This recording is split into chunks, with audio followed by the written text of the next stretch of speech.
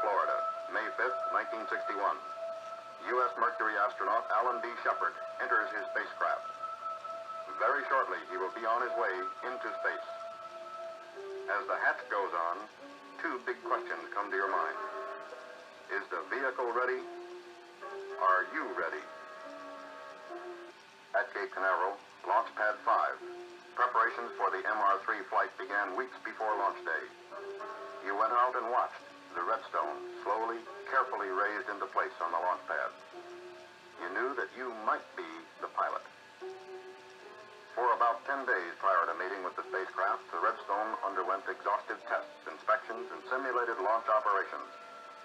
This vital part of the mission, the launch vehicle, must be as near perfect as man can make it before the spacecraft is installed. Throughout this period, all the elements of the mission made their preparations. Recovery forces, tracking stations, the Mercury Control Center rehearsed the mission again and again. You and your fellow astronauts rehearsed your parts, went through the procedures over and over. The recovery forces were on station in a line along the flight path, ready to retrieve the craft even if there should be an undershoot or an overshoot. You remember the final physical at Hangar S, the feeling that now, at last, the time was almost at hand. And you remember the feeling of confidence that you had. Confidence that all systems were ready, and that you were ready too. You remember the ride to the pad in the transport van. You had rehearsed the procedure before, taken the ride to the pad, and climbed into the spacecraft. But this time, you knew it was the real thing. A feeling of confidence. As astronaut Shepard goes through the pre-launch countdown, he knows the system is as ready as human effort can make it. Doctors in the Mercury Control Center and the blockhouse monitor Shepard's physiological status during the countdown. Astronaut Gordon Cooper, assigned to the blockhouse during the launch operation, stays in direct voice contact with Shepard. A helicopter stands by to take a doctor anywhere he might be needed. Astronauts Carpenter and Schirra take off to make direct aerial observation of the early portion of your flight.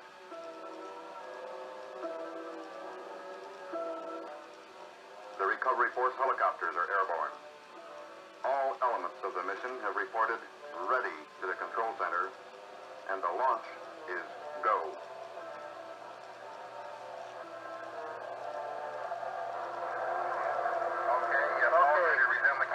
Roger, ready to resume the count. STE, I'm going to turn it over to Stoney, verify. Resume the count. Okay, Stoney, take it over. Roger. 5 seconds. Second 7, Stoney, on your room. 7, loud and clear, Stoney. Roger, loud and clear, also. 1 minute and counting. Roger. Turning command. 30, mark. Roger, periscope has retracted. That's the full periscope to cut. Main bus 24 volts, 26 amps.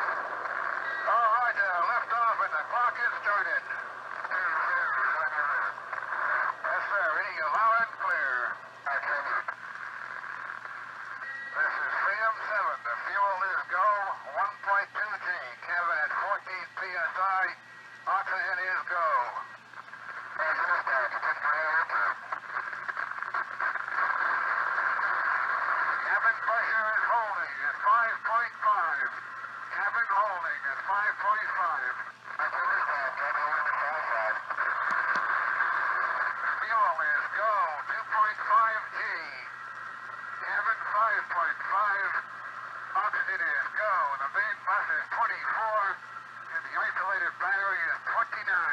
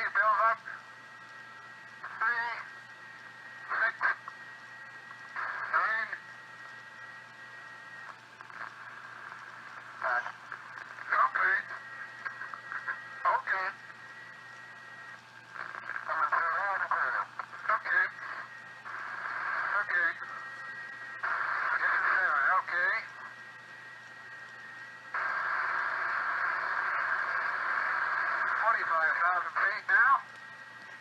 Roger. The drogue is green at 21. The periscope is out. The drogue is out. Okay, your drogue deploy after 70%. Auto, 90%. Manual. Oxygen is still okay. Turn green. Main chute is raised. Main chute is green. The main chute is coming unraised and looks good.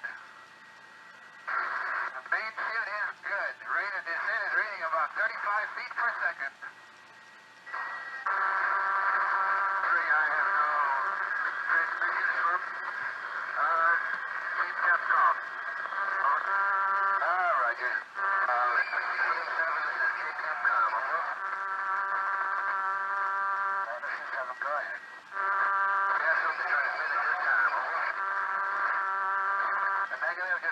Condition is still good. I'm getting ready for impact. Roger.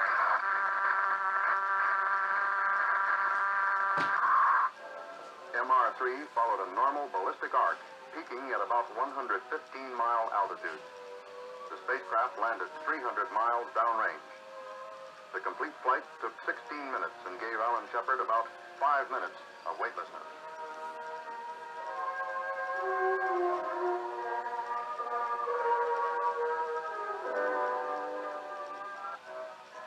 Complete and detailed information on the flight and on Alan Shepard was recorded from launch to recovery. Information to be made available to scientists and interested people the world over.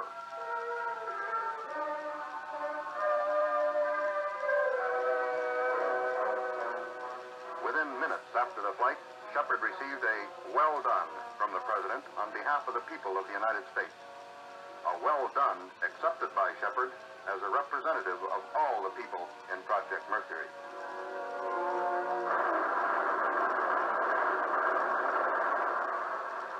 Project Mercury, another step in man's search for knowledge. Freedom 7, another step toward man in space.